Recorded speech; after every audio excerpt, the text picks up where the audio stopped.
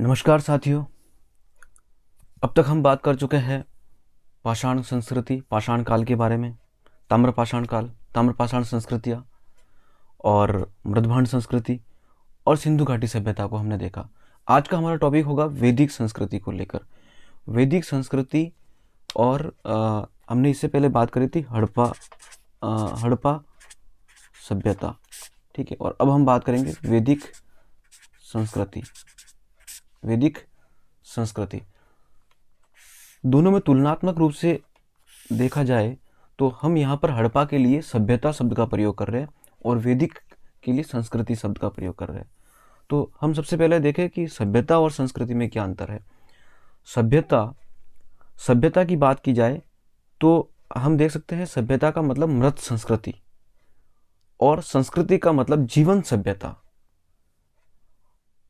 और सभ्यता में देखें तो उसके हमें रूप में हमें मिलते हैं आज वर्तमान रूप में, उसके जो प्रमाणिक स्रोत के रूप में हम देखेंगे तो पुरातात्विक स्रोत हमें दिखाई देते हैं। संस्कृति की हम बात करते हैं तो संस्कृति के तो वर्तमान में इसकी प्रासंगिकता भी नजर आती है। धर्म को लेकर, जातियों को लेकर, सामाजिकता को लेकर, राजनीति को लेकर कई रूपों में संस्कृति की हमें प्रासंगिकता नजर आती है, इसलिए हम इसे कहते हैं जीवन सभ्यता। तो संस्कृति और सभ्यता का एक और अगर तुलनात्मक अध्ययन देखें तो सभ्यता को हम कह सकते हैं हार्डवेयर और संस्कृति को हम कह सकते हैं सॉफ्टवेयर। मतलब सभ्यता को और अगर गहराई से देखें तो एक तरह से समझने के दृष्टिकोण से बस केवल कि सभ्यता को हम शरीर कह सकते हैं और संस्कृति को हम आत्मा कह सकते हैं। तो संस्कृति एक जीवंत सभ्यता के रूप में देखते हैं, आत्मा के रूप में देखते हैं जो अजर अमर अविनाशी है। मतलब संस्कृति जो है ये जीवंत है, मतलब वर्तमान में भी इसकी प्रासंगिकता हमें देखने को मिलती है। तो ये हमने अभी एक तुलनात्मक सभ्यता और संस्कृति को लेकर के एक तुलनात्मक तुलना की है। अब हम देखें कि हड़प्पा सभ्यता और वैदिक संस्कृति में मूल अंतर क्या है। तो मूल अंतर हम देखेंगे तो हड़प्पा सभ्यता के जो लोग थे, सबसे पहली बात की जाए तो वो काले लोग थे। कलर की बात की जाए, उनका रंग कैसा था? काला रंग था, ठीक है। और वैदिक संस्कृति के ये जो लोग थे ये श्वेत थे, ठीक है। मतलब ये लोग आर्य थे, ठीक है। आर्य शब्द को लेकर के भी हम काफ़ी बार बात करेंगे आगे जब वैदिक संस्कृति को हम शुरू करने वाले हैं कि आर्य शब्द का मतलब गुण से लिया गया, श्रेष्ठ से लिया गया है। कोई जाति कहे, लेसन महोदय आएंगे वो जाति कहेंगे, है ना। फिर विलियम जोन्स इसे पूरा एक इस समूह को एक भाषा का समूह दे देंगे, भारोपीय भाषा ही एक समूह था, इस प्रकार की बात आ जाएगी, ठीक है। और ये लोग जो थे ये भूमध्य सागरीय लोग थे, है ना। भूमध्य सागर मतलब वहां से आए हुए लोग थे, प्रोटो ऑस्ट्रेलाइट हम कह सकते हैं इनको, ठीक है। एक अंतर तो हमें ये देखने को मिला। और अगर इसकी आगे अंतर की बात करें तो ये जो सभ्यता थी ये शहरी सभ्यता थी, नगरीकर सभ्यता थी, ठीक है। जबकि वैदिक संस्कृति ग्रामीण संस्कृति होगी। हम बात करेंगे एक कबीलाई संस्कृति का रूप होगा और हम इसके देखेंगे इसका ऋग्वेद काल, उत्तरवेदी काल, दो कालों में बांट कर देखेंगे। तो ऋग्वेद काल में केवल जन होगा, उत्तरवेदी काल में जन से जनपद बनेगा और फिर आगे हम यही ग्रामीण संस्कृति, यही जो कबीलाई संस्कृति होगी आगे महाजनपदों का रूप लेगी। वो भी हम आगे धीरे धीरे हम इसमें जानेंगे, ठीक है। हड़प्पा सभ्यता के पास, हड़प्पा के लोगों के पास में उनकी स्वयं की लिपि थी, ठीक है। जबकि इनकी लिपि नहीं थी और इनकी लिपि थी, ठीक है। तो फिर इस संस्कृति का, वैदिक संस्कृति का इतिहास कैसे मिला? तो ये एक श्रवण परंपरा पर चलती थी, श्रुति स्रोत के आधार पर चलती थी, है ना। वेद जो वो थे वो मतलब उनको गुरु शिष्य परंपरा के आधार पर चलते थे, श्रवण परंपरा पे चलते थे। तो उसको हम आगे जानेंगे, क्लियर। और आगे हम इसमें देखें तो हड़प्पा सभ्यता के लोग कैसे? काले थे, वैदिक संस्कृति के लोग श्वेत थे। हड़प्पा सभ्यता के लोग भूमध्य सागर मतलब प्रोटो ऑस्ट्रेलाइट थे, ये आर्य थे। ये लोग इनकी संस्कृति कैसी थी? शहरी थी और ये ग्रामीण थी। और ये इनकी लिपि थी और इनकी लिपि नहीं थी, ठीक है। आगे अगर इसके अंतर की बात की जाए तो हड़प्पा सभ्यता के लोग लोहे से अपरिचित थे। लोहा जो होगा, है ना, उससे ये लोग अपरिचित थे, जबकि ये लोग लोहा से परिचित थे। ठीक है, ऋग्वेद काल उत्तर वेदिक काल आते आते तो लोहा का एक बहुत बड़ी प्रमुख भूमिका हो जाएगी, है ना। कृषि का बहुत बड़ा अहम रोल हो जाएगा, है ना। तो ये हम इसमें देखेंगे। तो ये मोटे मोटे रूप में हमने हड़प्पा सभ्यता और वैदिक संस्कृति का एक सामान्य अंतर देखा है। ठीक है, और अब हम वैदिक संस्कृति की शुरुआत करें तो वैदिक संस्कृति को देखते हैं कि वैदिक संस्कृति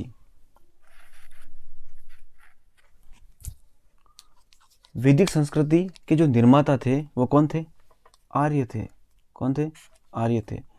आर्य जो शब्द है इसका गुण से इसका तात्पर्य लिया गया, जिसका मतलब होता है श्रेष्ठ। क्या मतलब होता है? श्रेष्ठ। ऋग्वेद काल में हम इस आर्य शब्द का 33 बार उल्लेख किया गया।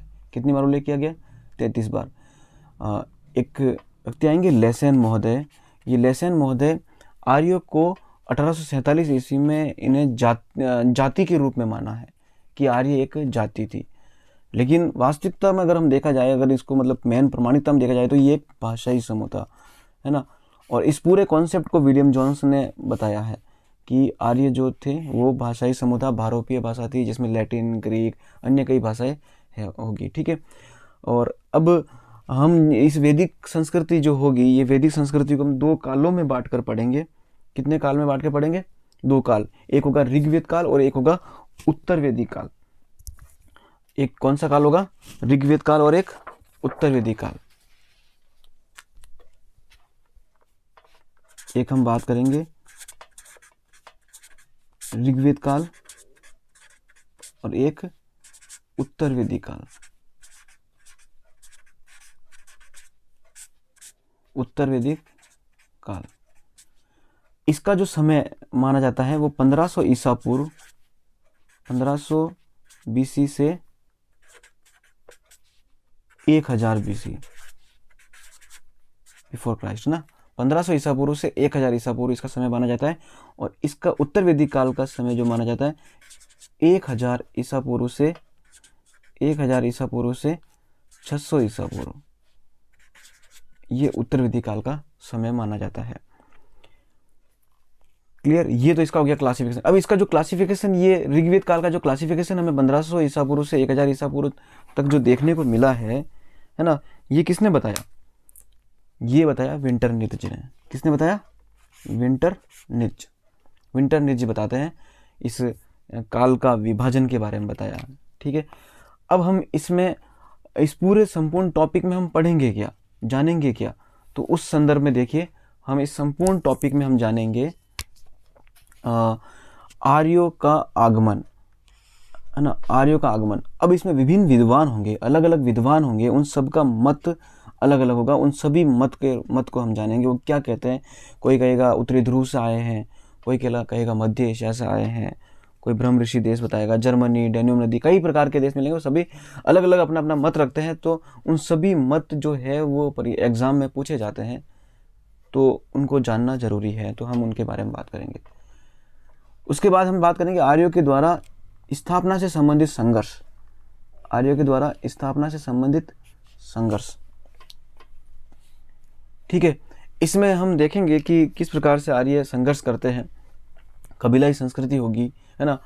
परुष्णी नदी के किनारे, जिसे वर्तमान में रावी नदी कहा जा रहा है ना, वहां पर एक युद्ध होगा, 10 राज्य युद्ध।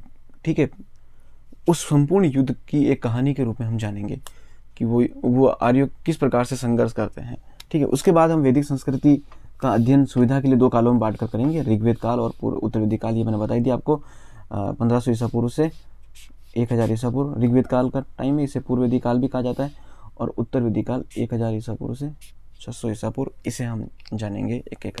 तो शुरुआत करते हैं हम सबसे पहले आर्यों का आगमन और मत को लेकर। ठीक है, तो इसमें हम बात करते हैं आर्यों का आगमन और मत को लेकर के, मतलब मूल निवास से संबंधित तथ्य कि ये इनका मूल निवास क्या था, ये कहाँ से आए थे, यही बात है। तो इस संदर्भ में हम बात कर लेते हैं। देखिए, आर्यों के मूल निवास स्थान को लेकर विभिन्न विद्वानों के अलग अलग मत हैं। हाल ही में जर्मनी में अपना शोध पूरा करने के बाद भगवान दास गिडवानी। कौन?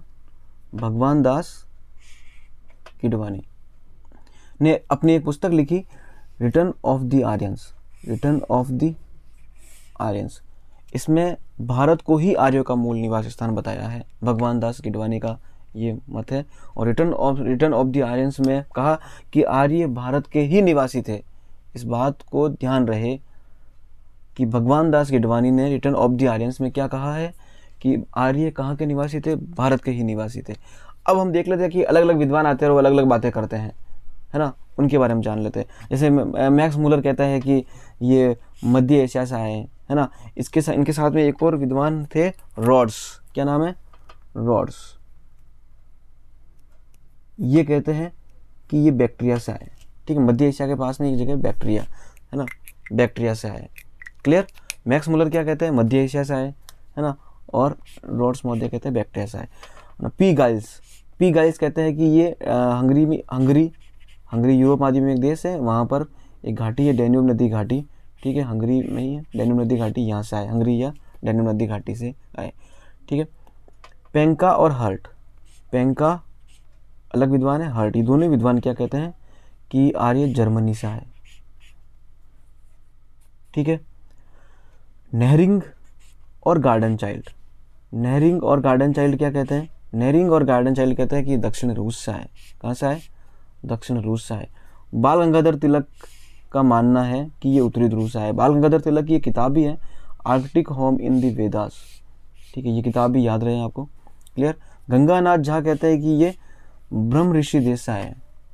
गंगानाथ झा क्या कहते हैं कि ये ब्रह्म ऋषि देश से आए। अब देखिए यहाँ पर ब्रह्म ऋषि देश को समझना जरूरी है। क्लियर? देखिए, एक है ब्रह्म ऋषि देश, क्या है? ब्रह्म ऋषि देश। ठीक है, और एक है ब्रह्मव्रत। ये दोनों ही जगह अलग अलग है। ब्रह्मव्रत, देखिए ब्रह्मव्रत, ब्रह्म ऋषि किसे कहते हैं? ब्रह्मव्रत किसे कहते हैं? ब्रह्मव्रत कहते हैं सरस्वती नदी और उसकी सहायक नदी द्रष्टवती, है ना, उनके आसपास के क्षेत्र को ब्रह्मव्रत कहा जाता है। जबकि गंगा नदी और यमुना नदी के आसपास के क्षेत्र को क्या कहा जाता है? ब्रह्म ऋषि कहा जाता है। ये बात भी ध्यान रहे। और एक जगह और है, वो भी ध्यान रहे आपको, सप्त सैंधव। क्या कहते हैं अपन? सप्त सैंधव। ये देखिए, ये कॉन्सेप्ट है, समझ में आना जरूरी है। सप्त सैंधव प्रदेश, सप्त सैंधव प्रदेश में एक तो वो अपने 5 नदियाँ, ठीक है, पंच नदी जिसके नाम पे ही पंजाब हुआ है, जिसमें झेलम, है ना, झेलम, चिनाब, रावी, व्यास और सतलज। क्लियर? 5 तो ये, और प्लस 2 नदियाँ, और कौन सी है? 2 नदियाँ है, एक तो सिंधु और गंगा। ठीक है, ये 5 ये और 2 ये 7। इस 7 नदियों के आसपास के 7 नदियों के क्षेत्र को क्या कहते हैं? सप्त सैंधव प्रदेश कहा जाता है। क्लियर? इन 7 नदियों के क्षेत्र को क्या कहा जाता है? सप्त सैंधव प्रदेश कहा जाता है। ये ध्यान रहे। ब्रह्मव्रत किसे कहते हैं? ब्रह्मव्रत सरस्वती नदी के आसपास के क्षेत्र को ब्रह्मव्रत कहते हैं। ब्रह्म ऋषि गंगा यमुना नदी के आसपास क्षेत्र को ब्रह्म ऋषि कहते हैं। और सप्त सैंधव झेलम, चिनाब, रावी, व्यास, सतलज, है ना, और सिंधु और गंगा, इन 7 नदियों के आसपास के क्षेत्र को क्या कहते हैं? सप्त सैंधव प्रदेश कहते हैं। क्लियर? ठीक है, आगे बात करें।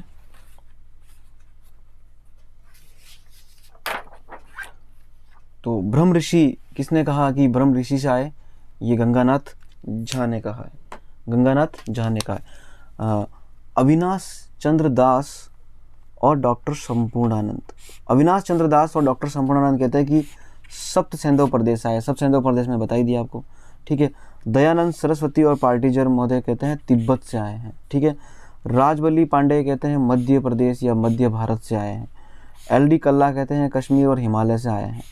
DS त्रिदेव कहते हैं कि देविका प्रदेश मुल्तान से आए। बेनफे कहते हैं कि काला सागर से आए। और NCERT का मानना है कि आल्पस पर्वत के पूर्व में यूरेशिया के पास से आए। कहाँ से आए?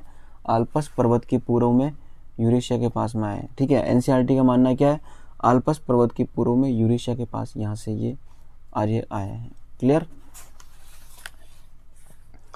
तो एक बार फिर से देख लीजिए, मैक्स मुलर का क्या मानना था, मध्य एशिया से आए। पी गाइस हंगरी या डैन्यूब नदी घाटी।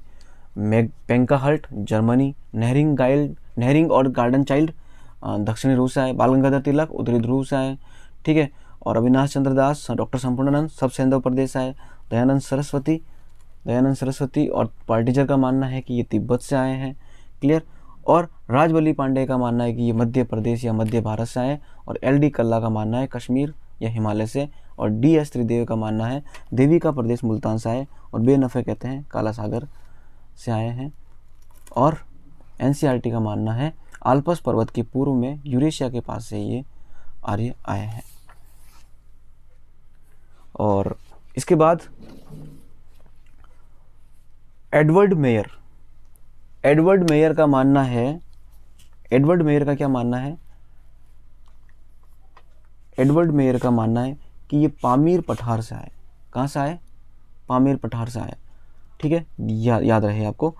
ब्राडेनस्टाइन, ये सारे फैक्ट हैं, इनको याद करना है हमें। ठीक है, ब्राडेनस्टाइन का मानना है कि यूराल पर्वत के दक्षिण में किरगरी स्टेप्स मैदान से आए। कहाँ से आए, किरगरी स्टेप्स मैदान से आए। क्लियर।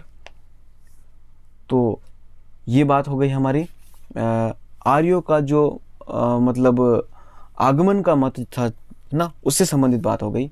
अब हम बात कर लेते हैं कि आर्य के द्वारा स्थापना से संबंधित कुछ संघर्ष किए गए हैं।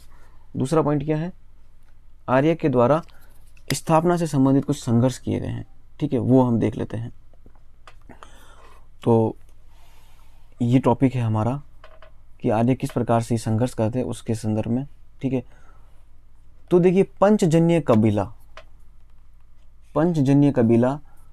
अब ये पंचजन्य कबीला, देखिए कहानी क्या है कि रावी नदी के तट पर, जिसे परुष्णी नदी कहते हैं, वैदिक संस्कृति में क्या कहते हैं, परुष्णी नदी। रावी नदी को क्या कहते हैं, परुष्णी नदी कहते हैं, परुष्णी नदी कहते हैं। क्लियर।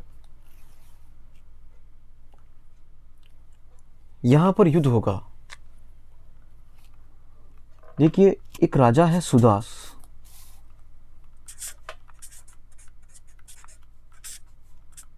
ठीक है, इनके गुरु थे, इनके मतलब राजगुरु कौन थे, विश्वामित्र थे। विश्वामित्र को ये अपने इस पद से हटा देते हैं और अपना गुरु बनाते हैं ये वशिष्ठ को। किसे बनाते हैं, गुरु वशिष्ठ को। विश्वामित्र नाराज होकर चले जाते हैं और आगे जाकर के एक संगठन बनाते हैं। ठीक है, 10 राजाओं का संगठन बनाते हैं। इन 10 राजाओं में 5 तो है आर्य और 5 है अनार्य कबीले। ठीक है, 5 आर्य कबीले और 5 अनार्य कबीले। ये संगठन किन्होंने बनाया, विश्वामित्र ने बनाया है। क्लियर, विश्वामित्र ने बनाया। और अब इन क्यों बनाया, क्योंकि सुदास ने इनको इनसे पद के हटा करके गुरु वशिष्ठ को अपना शिष्य मतलब गुरु बना दिया। ठीक है, राजगुरु गुरु वशिष्ठ को बना दिया। तो वो नाराज होकर के फिर इन्होंने 5 आर्य 5 अनार्य इन सबको इकट्ठा करके इनके खिलाफ युद्ध करने का सोचा। ठीक है, युद्ध करने का सोचा। फिर परुष्णी नदी के किनारे सुदास और ये 10 जो राजा कबीले हैं उनके बीच में ये युद्ध होगा। ठीक है ना, इसी युद्ध को क्या कहा जाता है, 10 राज्य युद्ध। क्या कहा जाता है, 10 राज्य युद्ध। इसी युद्ध के बारे में हम बात करने वाले हैं, इसी 10 राज्य युद्ध के बारे में बात करेंगे, जिसमें ये युद्ध 5 आर्य 5 अनार्य होंगे, लेकिन इस युद्ध को जीतेंगे कौन, सुदास। कौन जीतेंगे, राजा सुदास जीतेंगे। तो यही कहानी है, इसी कहानी के संदर्भ में हम बात करने वाले हैं। तो पंचजन्य कबीला, जो ये 5 आर्य जो कबीले हैं ना, उनके नाम भी लिखे हुए देखिए, अनु, यदु, तुर्वस, ध्रुय और पुरु। है ना। इसकी एक ट्रिक भी मैंने बना रखी है, वो भी देख लीजिए। अप्पू तू ध्रुवीय, ठीक है। ऐसे ऐसे अनु, ठीक है ना। पू से पुरु, तू से तुर्वस, और ध्रुवीय मैंने पूरा लिख लिया ये, ठीक है। ये आपको इस तरह से याद भी रह जाएगा पूरा ध्रुवीय, और लास्ट का जो ये है इसको पकड़ना है केवल, और उससे आपको यदु याद रखना है, ठीक है। तो ये ट्रिक याद रहे, अप्पू तू ध्रुवीय, अप्पू तू ध्रुवीय। तो इससे आपको ये 5 जो कबीले हैं ये याद हो जाएंगे, अनु, यदु, तुर्वस, ध्रुवीय, पुरु। और ट्रिक के अकॉर्डिंग देखा जाए तो अनु, पुरु, तुर्वस, ध्रुवीय, यदु, ठीक है। इस पंचजन्य कबीले का संघर्ष भरत कबीले के राजा, जो जिस सुदास का मैंने नाम लिया वो भरत कबीले के राजा है। किस कबीले के राजा है? भरत कबीले के राजा। जो सुदास जो राजा है वो किस कबीले के राजा है? भरत कबीले के राजा है। क्लियर? आगे बात करते हैं। अभी हमने बात की पंचजन्य कबीले के जो पुरोहित थे वो कौन थे? विश्वामित्र, ठीक है। जबकि भरत कबीले के जो पुरोहित है वो कौन है? वशिष्ठ, ठीक है। उन्होंने विश्वामित्र को वशिष्ठ, सुदास ने फिर विश्वामित्र को हटा करके किसको बना दिया? वशिष्ठ को बना दिया, ठीक है। यह 10 राज्य युद्ध परुष्णी नदी के तट पर हुआ। कहाँ पर हुआ? परुष्णी नदी जो वर्तमान मतलब रावी नदी है, ठीक है ना। इस युद्ध में भरत कबीले के राजा सुदास की विजय हुई थी। इस प्रसिद्ध युद्ध 10 राज्य युद्ध के नाम से जाना जाता है। ये बात ध्यान रहे, लाठियों से लड़ा गया था, ये लाठी से लड़ा जाने वाला ये युद्ध था, है ना। उस समय ये ध्यान रहे आपको। भरत और पुरु कबीले के सामंजस्य से, अब देखिए यहाँ पर एक तो ये कबीला जीत गया और ये भरत कबीला जीत जाता है, ठीक है ना। और इसमें से ये एक कबीला है पुरु। कौन सा कबीला? पुरु, ठीक है। भरत और पुरु, इन दोनों कबीले के सामंजस्य से, ठीक है, भरत और पुरु कबीले के सामंजस्य से ही एक नया कबीला बनता है। कौन सा कबीला? कुरु कबीला, कुरुवंश। महाभारत काल में हम इसका काफी नाम सुनते हैं, कुरुवंश, ठीक है। कुरुवंश कबीला इसका निर्माण हुआ है, ठीक है, कुरुवंश।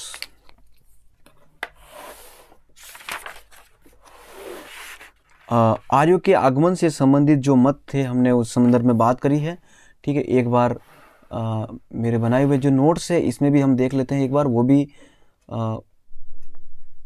उनको मैंने डिटेल में बताया। यहाँ पर और देख लीजिए एक बार आप कि आर्यों के संबंध में जो कॉन्सेप्ट के आधार पर देखा जाए तो वो देख लीजिए। मूल स्थान के विषय में 3 आधार स्वीकृत किए गए हैं। एक तो भाषा की समानता के आधार पर, है ना, कि आर्यों का आगमन जो है ना, और शरीर की समानता के आधार पर, और जीवन के विविध सामग्री और विशेषताओं के आधार पर हम ये बताते हैं कि आर्य कहाँ से आए थे, ठीक है, इनका निवास स्थान क्या था। उपरोक्त आधारों पर आर्यों का मूल क्षेत्र क्या माना जाता है? यूरोप माना जाता है। क्या माना जाता है? यूरोप माना जाता है। इससे संबंधित जो विद्वान है, ये इस विदेशी लोग थे, इससे संबंधित जो विद्वान है ये कौन कौन है? पी गाइस, हंगरी और डैन्यूब नदी घाटी से आए, ऐसा कहते थे। पेंकाहल्ट, है ना, इन्होंने जर्मनी के बारे में कहा है, ठीक है, पेंकाहल्ट। और गार्डन चाइल्ड, नेहरिंग, मेयर, पीक, ये कहते हैं दक्षिण रूस से आए हैं, ठीक है। इसमें पीक और मेयर ये 2 नए नाम और याद रखना आप, ठीक है। बाकी मैंने आपको गार्डन चाइल्ड और नेहरिंग के बारे में बताया ही था। इसके बाद हम बात करते हैं एशिया से संबंधित आधार। एशिया महाद्वीप से आए ऐसे कौन कौन से स्रोत हैं, है ना, एशिया महाद्वीप से आए। तो ऋग्वेद में एशियाई क्षेत्र का उल्लेख प्राप्त होता है। इसके आधार पर भी हम कह सकते हैं कि एशिया महाद्वीप से आए। और बोगजकई और मितनिकसी अभिलेख, ये 2 अभिलेख है, बोगजकई और मितनिकसी अभिलेख, ठीक है। बहुत प्राचीन अभिलेख है, 1400 ईसा पूर्व के आसपास का अभिलेख है बोगजकई अभिलेख, ठीक है। तो इस अभिलेख के आधार पर भी हमें पता चलता है कि ये मध्य एशिया से आए, क्योंकि वहाँ भी इनका नाम मिलता है। और ईरानी ग्रंथ एक है, ईरानी ग्रंथ जैन अवेस्ता, ठीक है। ईरानी ग्रंथ जैन अवेस्ता ये भी ऋग्वेद के समकक्ष समानता रखता है ना। ऋग्वेद में व्यापक समानता रखता है। ऋग्वेद जो ऋग्वेद काल में रचा गया वेद है ऋग्वेद, और उत्तरवेदी काल में जो बाकी के जो 3 वेद हैं, यजुर्वेद, सामवेद, अथर्ववेद रचे गए, ठीक है। तो ऋग्वेद से अपनी समानता कौन रखता है? जैन अवेस्ता। ईरानी ग्रंथ है जैन अवेस्ता, ठीक है। अब देखिए, अब ये यहाँ पर ये मध्य एशिया से आया, ऐसे कौन कौन कह रहे थे? मैक्स मुलर कह रहे हैं, है ना, मध्य एशिया से आए। रोड्स ने फिर बैक्टीरिया कहा, मेयर ने पामीर का पठार कहा, ठीक है, ये बात की अपन ने। और उसके बाद बाल गंगाधर तिलक, ये क्या कहते हैं? बाल गंगाधर तिलक कहते हैं आर्कटिक प्रदेश, मतलब उत्तरी ध्रुव से आए हैं। डॉक्टर संपूर्णानंद और अविनाश चंद्र दास क्या कहते हैं? सब सिंधु प्रदेश कहते हैं। क्लियर? गंगानाथ झा क्या कहते हैं? ब्रह्म ऋषि देश कहते हैं। राजबली पांडे मध्य प्रदेश, मध्य भारत। LD कल्ला कश्मीर। DS त्रिदेव देविका प्रदेश, मुल्तान। NCERT आल्पस पर्वत की पूर्व में यूरेशिया के पास है। दयानंद सरस्वती ने तिब्बत के बारे में बताया। अब आर्यों के जीवन से संबंधित निम्न अभिलेख भी महत्वपूर्ण है। आर्यों के जीवन से संबंधित कुछ अभिलेख है, उन अभिलेख के बारे में भी हमें मालूम होना बहुत जरूरी है। तो वो कौन कौन से अभिलेख है? एक है बोगजकोई अभिलेख, अभी हमने बात की, ठीक है। एक है मितनी-कसी अभिलेख, ठीक है। और दूसरा है 3000 ईसा पूर्व से 60,000 घोड़े की हड्डियां काला सागर से प्राप्त हुई है। घोड़ा देखो वैदिक संस्कृति का प्रमुख पशु है ना। घोड़ा जो है, आर्य घोड़े पे आए थे, घोड़ा लेके आए थे, ठीक है ना। तो घोड़ा बहुत प्रमुख पशु है। तो उसकी हड्डियों के अवशेष कहाँ से मिले? काला सागर से मिले हैं, ठीक है। अब हम पहले बोगजकोई अभिलेख की बात कर लेते हैं। बोगजकोई अभिलेख देखिए, बोगजकोई अभिलेख में आर्यों के 5 महत्वपूर्ण देवता मिलते हैं। मतलब बोगजकोई अभिलेख में आर्यों के 5 देवता कौन कौन से? इंद्र, मित्र, वरुण, नासत्य और अग्नि, ठीक है। इंद्र, मित्र, वरुण, नासत्य, है ना, ये मिलते हैं। और बोगजकोई अभिलेख में अग्नि, जी देखिए, मतलब बोगजकोई अभिलेख जो है, इस अभिलेख में आर्यों के 5 महत्वपूर्ण देवताओं में 4 देवता मिलते हैं, है ना। ये आर्यों के 5 महत्वपूर्ण देवता कौन कौन से हैं? इंद्र, मित्र, वरुण, नासत्य, अग्नि, ये आर्यों के 5 महत्वपूर्ण देवता हैं। इनमें अग्नि का उल्लेख वहां नहीं है, ये मैंने नोट लगा के लिख रखा है। बोगजकोई अभिलेख में अग्नि देवता का उल्लेख नहीं है, ये बात ध्यान रहे। अग्नि के अलावा जो ये है ना, इंद्र, मित्र, वरुण, नासत्य, इंद्र, मित्र, वरुण, नासत्य, ये 4 देवता बोगजकोई अभिलेख में मिले हैं। 1400 ईसा पूर्व प्राचीन बोगजकोई अभिलेख में ये आर्य मतलब ऋग्वेद काल के जो 4 देवता है, इंद्र, मित्र, वरुण, नासत्य, इनका उल्लेख मिला है, ध्यान रहे। अगला अभिलेख है मितनी-कसी या कसाइट अभिलेख। मितनी-कसी कही या कसाइट अभिलेख। इस अभिलेख से यह संकेत प्राप्त होता है कि आर्य ईरान होते हुए भारत आए थे, है ना। मितनी-कसी और कसाइट अभिलेख से हमें क्या प्राप्त होता है कि आर्य आए भारत, लेकिन कहाँ से होते हुए? ईरान से होते हुए आए थे, ठीक है। तीसरा जो बिंदु रखा है हमने, 3000 ईसा पूर्व में 60,000 घोड़े की हड्डियां कहाँ से प्राप्त हुई है? काला सागर से प्राप्त हुई है। घोड़े आर्यों के जीवन में बहुत महत्वपूर्ण पशु था, ये बात ध्यान रहे। तो इस आधार पर भी हम कह सकते हैं कि आर्य मध्य एशिया से है। तो ये अभिलेख से, ये पुरातात्विक स्रोत के आधार पर हमने बात की है। क्लियर? अब देखिए, अब हम ऋग्वेद काल की जो बात की हमने, है ना,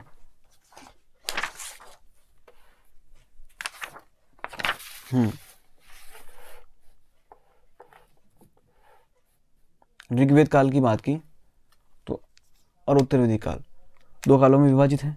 विंटर रीजन ने विभाजित किया। तो अब हम शुरू करते हैं ऋग्वेद काल।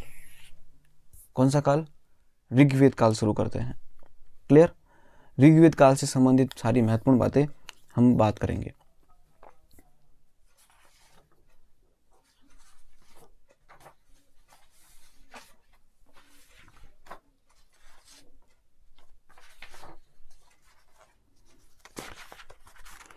देखिए, ऋग्वेद काल की बात की जाए तो ऋग्वेद काल जो है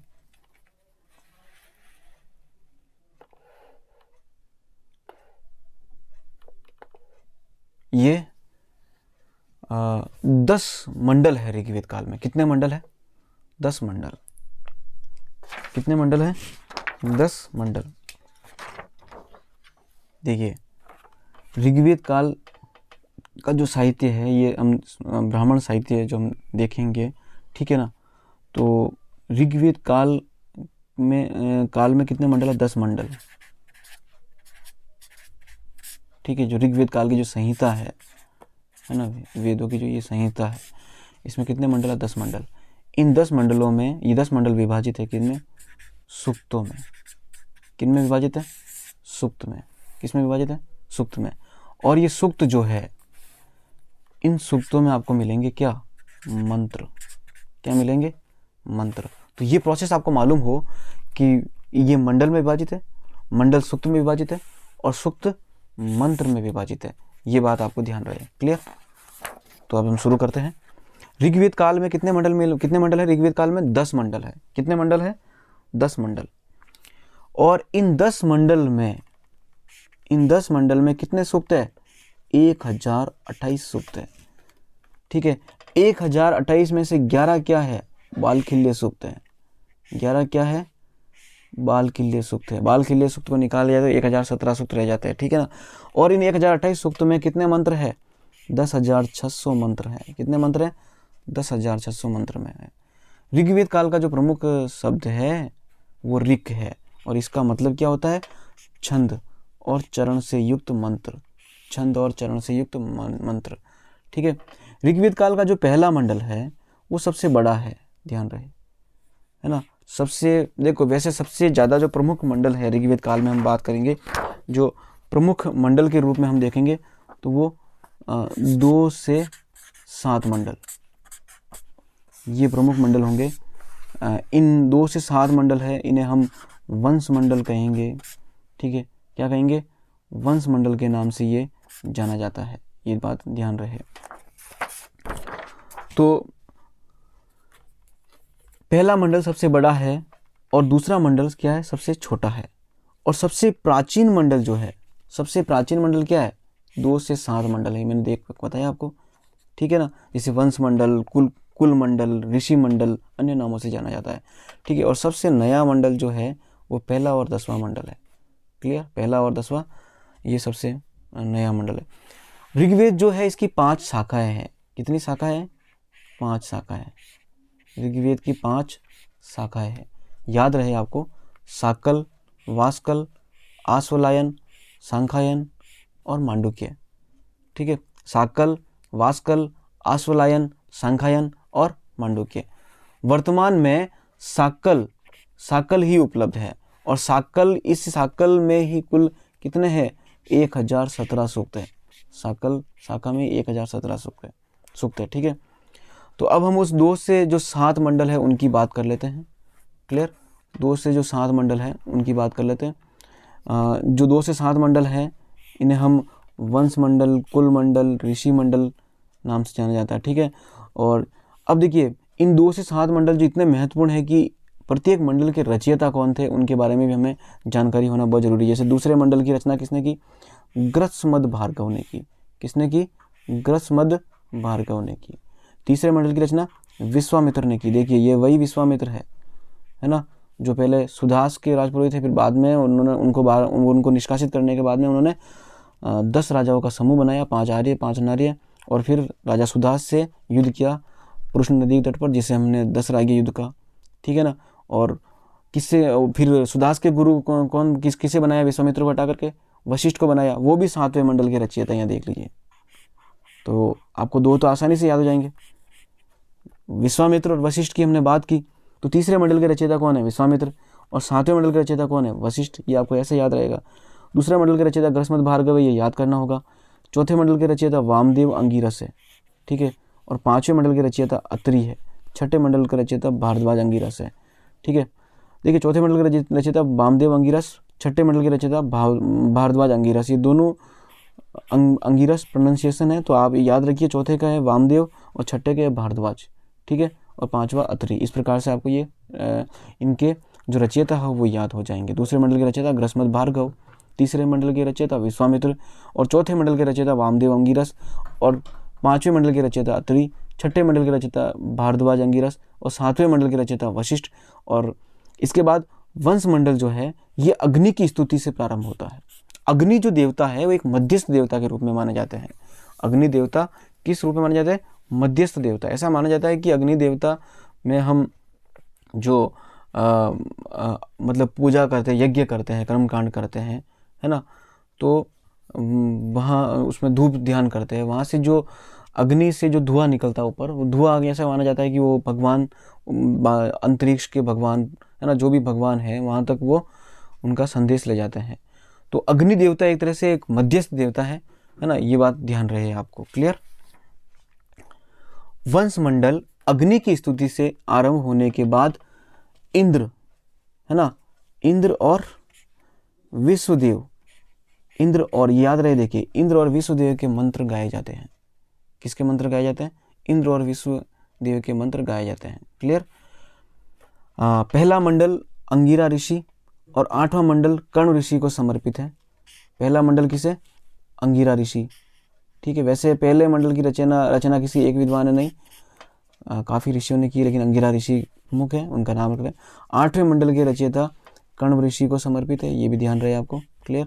7वें मंडल के रचयिता, 7वें मंडल के रचयिता नहीं, 7वां मंडल के रचयिता तो अपने वशिष्ठ है, लेकिन 7वां मंडल किसको समर्पित है ना?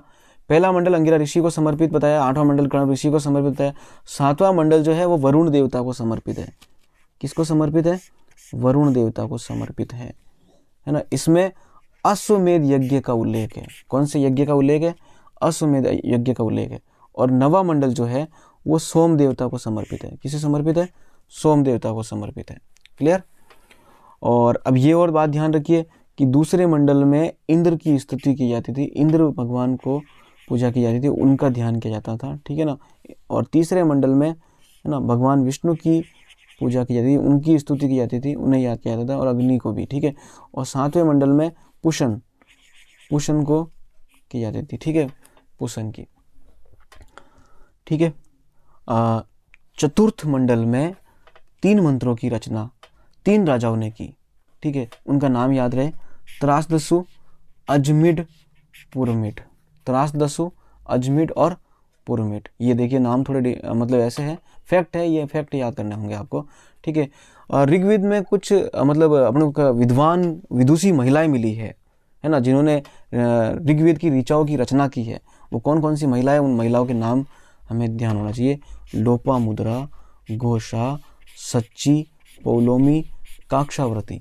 ठीक है ना, ये विद्वान महिलाएं हैं। ठीक है। और ऋग्वेद में किन किन देवियों का उल्लेख है, उन देवियों के नाम देखिए। उषा, अदिति और सूर्या है ना, इन देवियों का उल्लेख है। ऋग्वेद में ब्रह्मा का उल्लेख नहीं है, ये बात ध्यान रहे। ठीक है। लक्ष्मी का उल्लेख सर्वप्रथम ऋग्वेद में ही हुआ है।